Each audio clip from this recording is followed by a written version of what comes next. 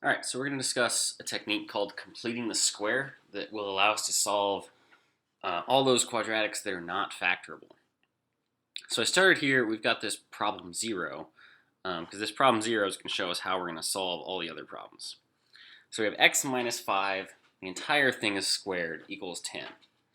So because the entire left side of this equation is squared, then this operation can be undone with a square root on both sides.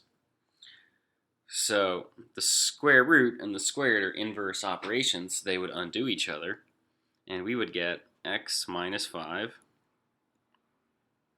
equals, and then since we introduced a square root to the right side, we're going to make sure that we account for the fact that we have a positive and a negative square root of 10. And then if we add 5 to both sides, we would get x equals 5 plus or minus square root of 10.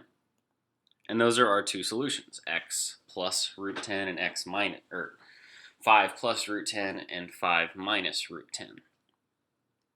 So we can see if we get an equation to look like this, then we can solve it. And we get, not so nice irrational solutions, but their solutions all the same.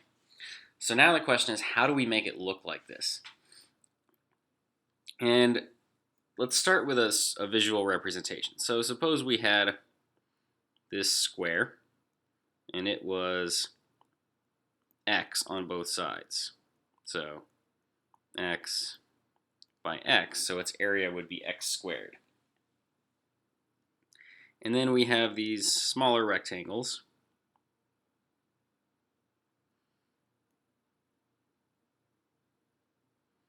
And each of these rectangles has a width of x, because it's like from the x over here, and a length of 1. So right now, each side of my square or each side of my larger shape is x plus 1, right? So what do I need to add here? Because right now I have x squared plus 2x. And we want to know, what do I have to add to complete the larger square? And I would need to add a 1 by 1 square. So each side is 1. So x squared plus 2x plus the number I need to add is 1. Okay, so now what if the square has two rectangles on each side? So now I don't have x squared plus 2x, I have x squared plus 4x.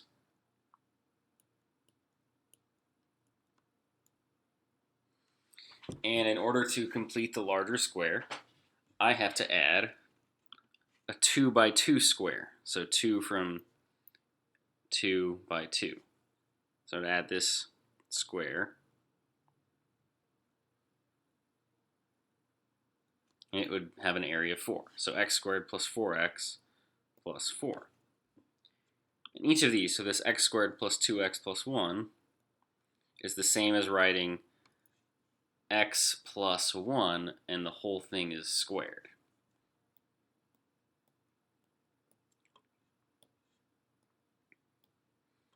And for the second one, it's the same as writing x plus 2 squared.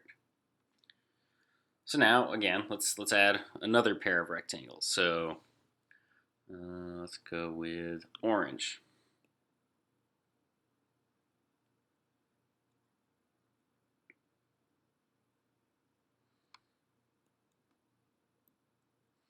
So now I have a total of 6 x rectangles.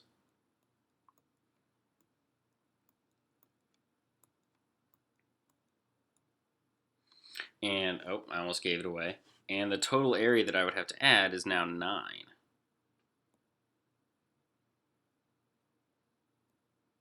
because it's 3 on each side. So x squared plus 6x plus 9. And this is equal to x plus 3 squared.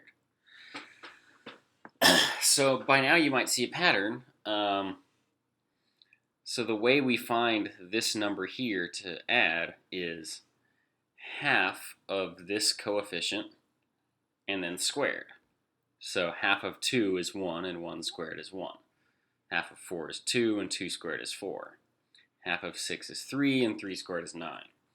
So given any expression, x squared plus bx, to complete the square, we add b over 2 squared. And the resulting expression can always be factored to x plus b over 2, and the whole parentheses is squared.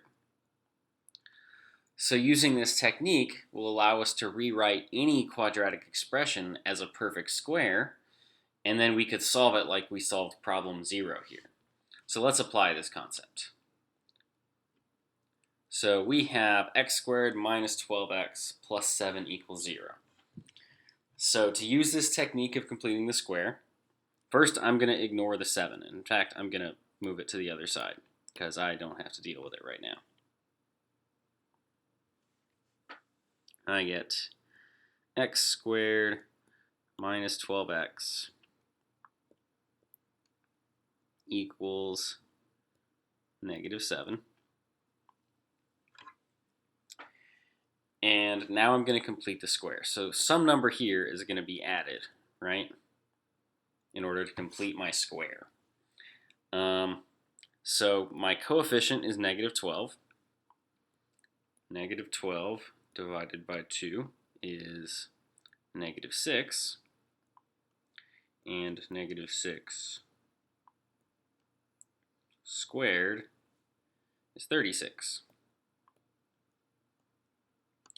So that means I'm going to add 36 to both sides of the equation. Because anything you do to one side, you have to do to the other side. So now my equation is x squared minus 12x plus 36 equals negative 7 plus 36 is probably 29.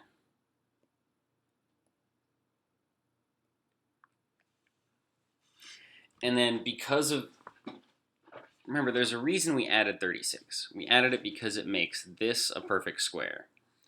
And the perfect square it has to factor to is x plus b over 2 squared. And here our b over 2 was negative 6. So this is going to factor into x minus 6 squared equals 29. So all I did was I factored this left-hand side of the equation, and it's a perfect square. So negative 6 times negative 6 could be 36, and negative 6 plus negative 6 equals negative 12. And now I can solve it by taking the square root of both sides. So I get x minus 6 equals plus or minus square root of 29,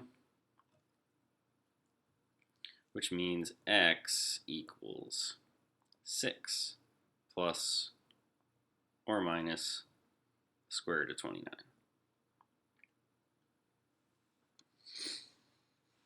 So the second example here, 2x squared minus 14x equals 10.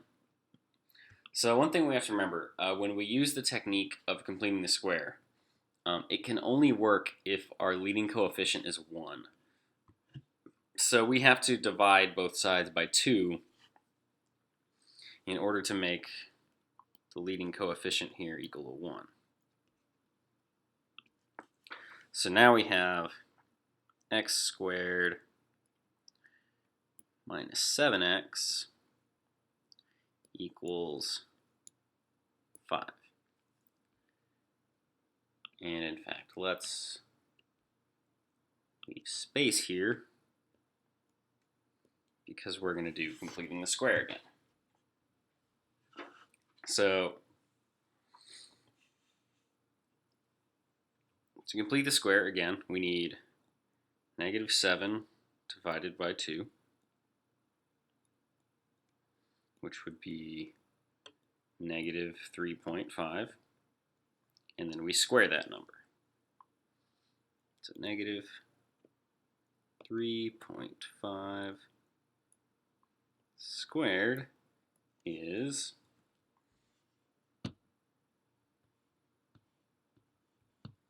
12.25.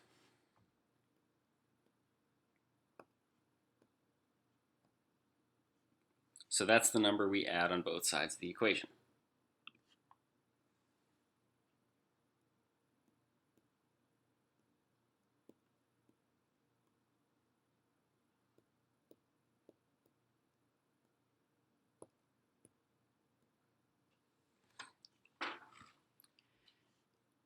And again, because we added 12.25 to both sides, that is now a perfect square. And it's going to factor to x minus 3.5 squared, because it's x plus b over 2 squared. So we get x minus 3.5 squared equals 17.75. And then we can solve with square roots. So taking the square root of both sides is going to give us x minus 3.5. I don't know what happened to my 5 there.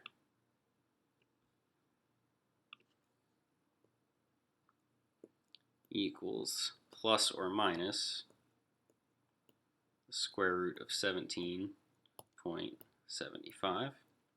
So then x equals 3.5 plus or minus square root 17.75. So completing the square, it can be a confusing algorithm at first because you think it's kind of random, but I want to emphasize here, like this number doesn't come out of nowhere. It comes from this very specific reason, and then we looked at like the geometric reasoning for it, right? So if we're trying to complete a square and we have like missing parts of it, then we divide up the missing parts into 2, and then we square that number, and that number will complete our square, right? All right, so 2 more of these, which we get. So this one, x squared minus 6x plus 9. Let's stop for a second and think. We could do completing the square, or we could recognize that this is in fact already a complete square, because 6 over 2 is 3, and 3 squared is 9. So this immediately is already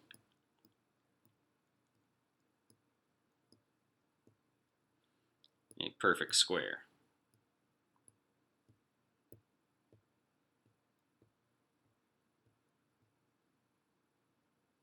So it's going to be x minus 3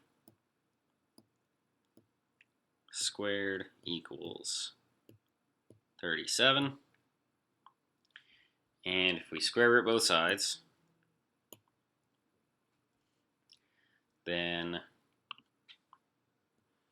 x minus 3 equals plus or minus square root of 37,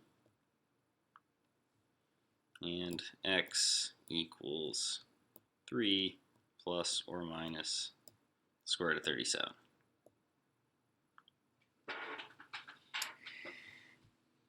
And this last one is about as ugly as completing the square examples can get. And then you'll learn in a week that you wouldn't ever use completing the square to solve this. But let's just do it because we can. So we need a 1x, so we got to divide everything by 3. Now I guess it could get worse if 9 and 3 didn't divide evenly. So we get x squared plus 3x, and we're going to leave space to complete the square, equals, and let's just make it a fraction, 20 over 3. So 3 over 2 squared, 3 over 2 is 3 over 2. And then if I square it, I get 9 over 4. Square the numerator, square the denominator. So that's the number I add on both sides. So x squared plus 3x plus 9 over 4 equals 20 over 3 plus 9 over 4. And let's go ahead and add these fractions. So common denominator of 12, 20 times 4 is 80. So that's 80 over 12 plus 27 over 12. So that's going to be 107 over 12. So that looks fun. But remember, this is still not as bad as you think, because this number, or this trinomial on the left, x squared plus 3x plus 9 over 4, because we completed the square correctly, it factors to x plus, and then it's this number, so 3 over 2. Squared equals this ugly fraction. Just kidding, we shouldn't call fractions ugly. They're numbers too. And we take the square root of both sides. So x plus 3 over 2 equals plus or minus the square root of 107 over 12. And then we subtract 3 halves from both sides. So x equals negative 3 over 2 plus or minus the square root of 107 over 12. It almost sounds like there's a song that could go with that. Anywho, another application of completing the square, in addition to solving equations, is converting them to vertex form. Because we know vertex form, if you remember, vertex form is when we have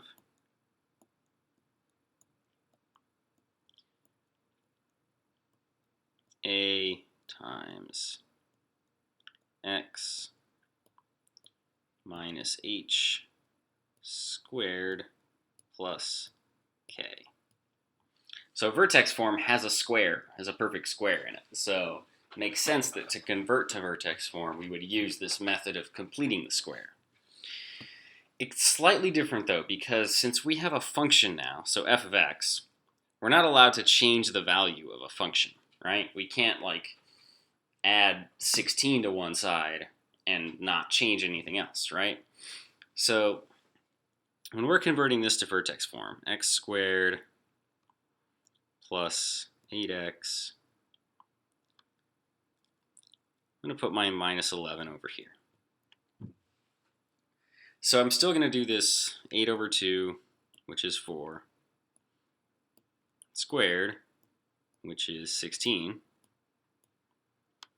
And then I'm going to add this number. So x squared plus 8x plus 16.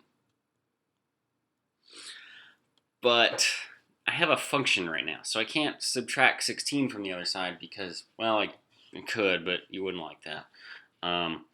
So rather than subtract from the other side, I'm actually going to, or add to the other side, I'm going to subtract from the same side. So if I added 16 here, I'm going to subtract 16 on the same side, right? So I kept my overall, I haven't changed the value of the expression at all, because if we were to do 16 minus 16, we would get back to what we started with. The whole reason we added 16 was to make it a perfect square. So now I'm going to factor this part here, x squared plus 8x plus 16, and I get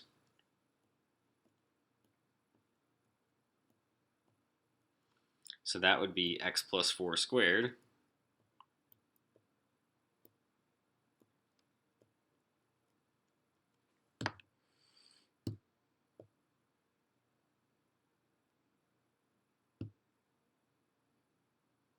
x plus 4 squared. And then on the outside of the parentheses, I do negative 11 minus 16, which gives me minus 27. And now we have the function in vertex form. Hooray. All right. And then number 6 here gets a little uglier because we have a coefficient here, right? This coefficient, so like we said, to complete the square, we need to have a leading coefficient of 1, and only 1. So we're going to, and because it's a function, I can't divide the whole thing by negative 2. So what I'm going to do instead is factor negative 2 from only the first 2 terms, because the last term, he's not important. So I get negative 2. So I factor the negative 2 out of the first 2 terms. So x squared plus 2x. And I'm going to complete the square inside the parentheses. And then outside here I have my plus 9 that just hangs out, goes along for the ride. So notice I haven't changed the value of my function yet. If I distributed this negative 2 back out, I would have negative 2x squared minus 4x and then my plus 9. So inside the parentheses, I'm going to complete the square. So 2 divided by 2 is 1. Squared is 1. So I'm going to add a 1 inside the parentheses. So similar to this example on the left, I added something, so I'm going to subtract it on the same side to keep my equation the same. Because right now my function is different. If I distribute this negative 2 out, I'd get negative 2x squared minus 4x minus 2, and when combined with the 9 would not give me this function back. But notice I added 1 inside of a parentheses that's multiplied by negative 2. So really I didn't add 1, I added 1 and it's multiplied by negative 2. So on the outside of the parentheses, I need to subtract a 1 that is multiplied by negative 2. So minus 1 and multiplied by that number in front, which is then going to become a plus 2, right? So in this part here, that's going to factor because that's my perfect square that I created. So I have f of x equals, the negative 2 just hangs out outside. That's x plus 1 squared. And on the outside of the parentheses, I'm going to combine my 9 and 2. So my final vertex form is f of x equals negative 2 times x plus 1. I don't know why this pen doesn't write half the time. Plus 11. And there is my vertex form.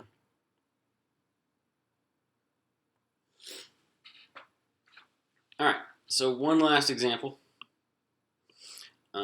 A football is thrown and its height off the ground in meters after t seconds is given by the function negative 4.9 t squared plus 19.6 t plus 6. And we want to know what the maximum height the football reaches is. Remember, maximum height means vertex. And if I want to know the vertex, then I should probably put it in vertex form. So specifically, the maximum height would be asking for the y value of the vertex, because height would be a y value.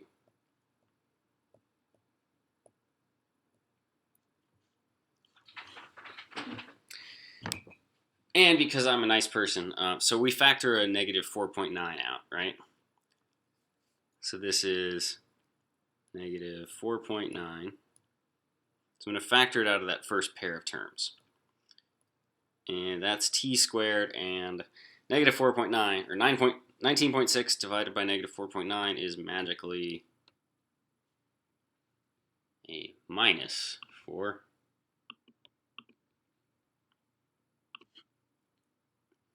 Minus t squared minus 4t. And I leave space to complete the square. And my plus 6 is out here. So the number I need to add is negative 4 over 2 squared, which comes out to 4. So I add 4 here. But on the right side, I have to add, or I have to subtract, because I added it inside, so I subtract it outside. Subtract a 4 that is multiplied by negative 4.9. So minus 4 times negative 4.9. So my part inside the parentheses is going to equal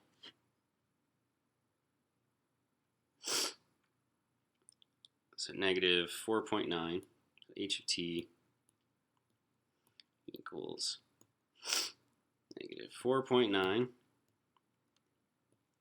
times, and that's t minus 2 squared,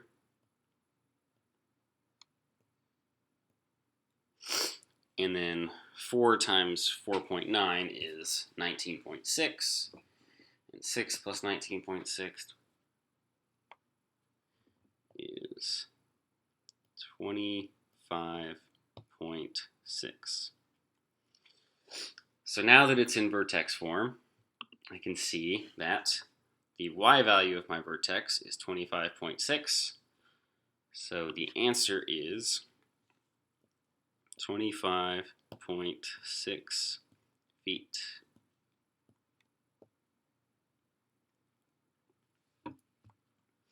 All right, and part B asks, how long does it take for the football to hit the ground?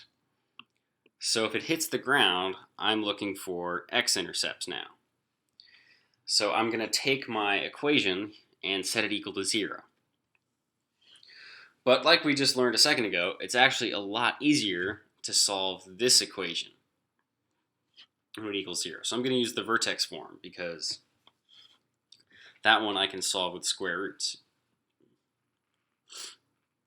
So I have negative 4.9 times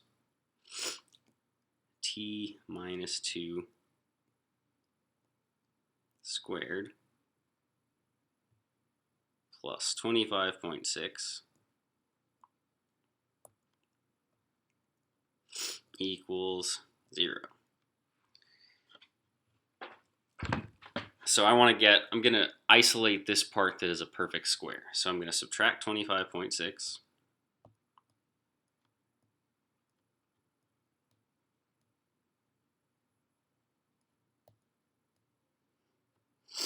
And I get negative 4.9 times t minus 2 squared equals negative 25.6. And then divide by negative 4.9.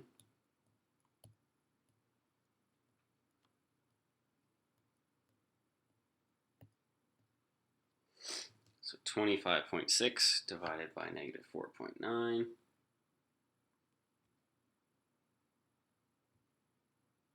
is about 5.2. So I apologize for this, but I'm going to a third page. So we have t minus 2 squared equals about 5.2.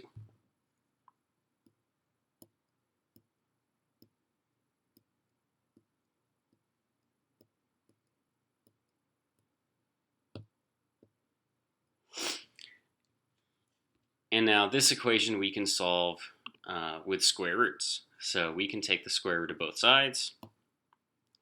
And notice, since we're trying to solve a problem that has some sort of context, we don't want the answer to look like this. We wouldn't want to say the ball lands in 5.9 plus square root of 107 over 2 seconds, right?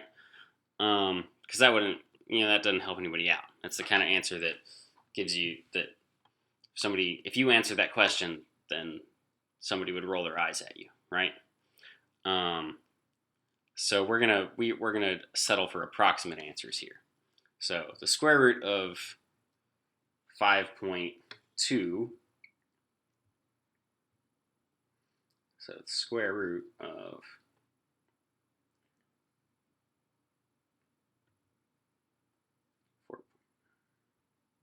is approximately, so t minus 2 is approximately 2.29. And since we're dealing with, so the plus or minus here, we're dealing with when the ball hits the ground. So the only answer we care about is the positive one. So t minus 2 is approximately 2.29. Add 2 to both sides. So t equals approximately 4.29 seconds.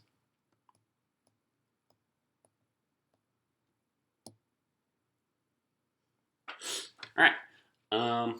So you have an assignment that is a lot of mixed quadratics practice. So on that assignment, you have some that you'll need to complete the square on and some that are factorable. So part of the challenge of that assignment is identifying what the best method to solve each problem is. So good luck.